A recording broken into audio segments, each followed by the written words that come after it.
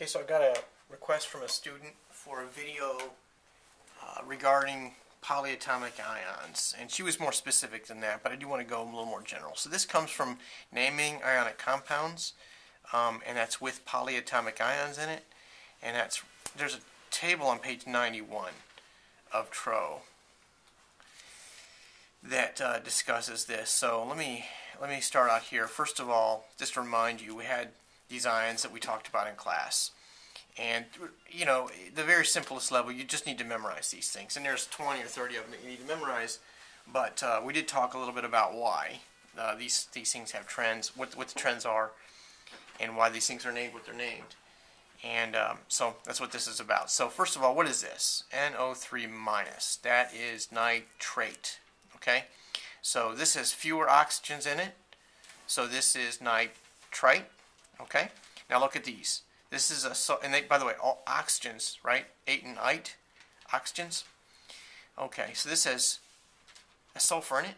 So it is sulfate or sulfite. Which is it? And there's those two sulfur oxo ions. So one of them sulfite and the other one sulfate. That's got fewer in it, so it's sulfite. And this is sulfate. Okay, so, and the same thing for phosphate. I mentioned phosphite. That's a pretty uncommon ion in these questions. So let me just put phosphate there. These are 5 ions that you need to memorize. And you need to get them however you get them. Okay. So now, but here's the question that came to me. What about using hypo and hyper? So first of all, let's look at these two guys here. These are chloro-oxo anions, right? And one of them's got fewer atoms than the other, O2 and O3. So one of them is chlorite and one is chlorate. And which is it? Okay, that's right. That's chlorite, and the other one, of course, is chlorate. All right, so with these, when we use the halogens going along with oxygen, there's a trend, and it goes like this. And this is a trend I described in class. ClO minus, ClO2 minus, ClO3 minus, and ClO4 minus. Okay, so we memorize those two are chlorite and chlorate. That's how we memorize those. And if that's chlorite, and that's got even fewer atoms in it, what means less? Which of these two Greek prefixes mean less? Hyper or hypo? That one, right? Hypo means less. So this then is hypochlorite.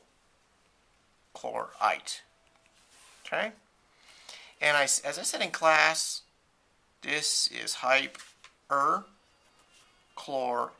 because it has more oxygens, right, than chlorate. You see that? It's got 4. But we don't say hype. We simply say perchlorate. But we get the per from the word hyper, from the prefix hyper, and that's why I will start out. When I'm describing it, I start out by saying hyper because it makes sense, right? That's something we're familiar with from other terms in vocabulary. Okay, so these 4 ions are chlorite and chlorate. They're the middle ones, and then the one with fewer is hypochlorite, and then the one with more is hyperchlorate. Okay, hopefully that's helpful. Of course, you know that these rules can be and will be extended to bromine versions of those. BrO4, right?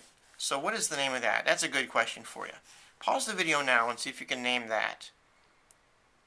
Okay, let me suppose you paused it, and this then is going to be perbromate.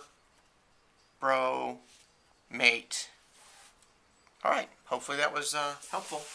Let me know what you need to hear. I'll make a video.